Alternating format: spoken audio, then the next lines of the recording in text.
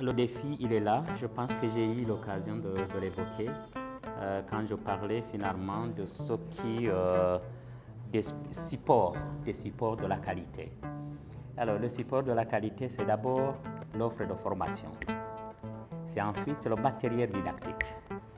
Et c'est enfin l'animateur des deux, okay, qui est l'enseignant. Et donc, pour nous,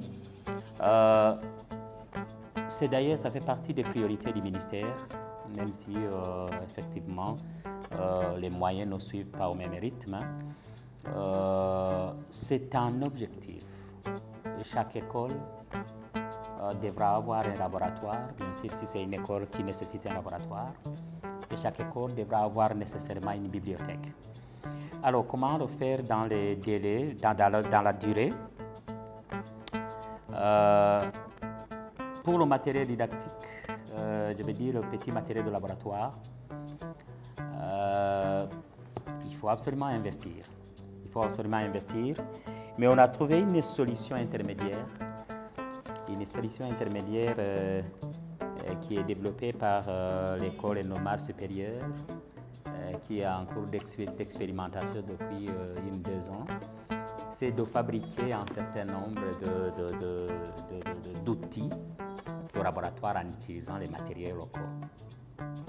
Ça peut aider, c'est difficile à généraliser, mais au moins ça permettrait à chaque école de pouvoir se fabriquer ou fabriquer des petits matériels de laboratoire avec les matériaux locaux. Mais sinon, on a décidé de grouper, il y avait des fonds qui étaient transférés aux écoles pour l'achat des petits matériaux de laboratoire. On a senti que ce n'était pas bien utilisé, on a décidé de grouper ces fonds. Et ces fonds, on va identifier le besoin, on va faire un marché groupé et on va y aller progressivement en essayant d'équiper certaines écoles, pas tout au même moment, mais on va essayer d'y aller progressivement.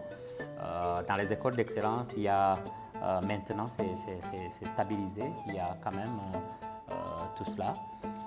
Pour la bibliothèque, c'est vrai que c'est un défi, mais le livre, il garde sa valeur. La bibliothèque physique, elle garde sa valeur, mais notre perspective à long terme, c'est d'aller vers les bibliothèques virtuelles. Ça fait partie de ce qui pourrait facilement nous aider parce que si on essaie de collecter un certain nombre de documents électroniquement, il suffirait d'équiper les écoles de quelques terminaux informatiques pour que les élèves puissent accéder à cela. Dans tous les cas, on n'a pas le choix parce que notre objectif reste la qualité et la qualité, elle est indissociable avec ces matériels didactiques de laboratoire et cette bibliothèque. Donc nous regardons cela comme une priorité du ministère. Nous le mettons en avant quand nous contactons nos partenaires pour pouvoir avancer. C'est vrai que c'est énorme, mais je dirais aussi qu'il y a quand même quelques matériels disponibles. Il y a quelques écoles qui ont déjà des bibliothèques. Il y a des laboratoires qui sont opérationnels. Donc, on essaie plutôt d'adapter parce que la plupart des équipements sont anciens. Il y a une forme de renouvellement, ça sera progressif. Mais ce que je dirais pour le moment, c'est que ça fait partie de nos priorités.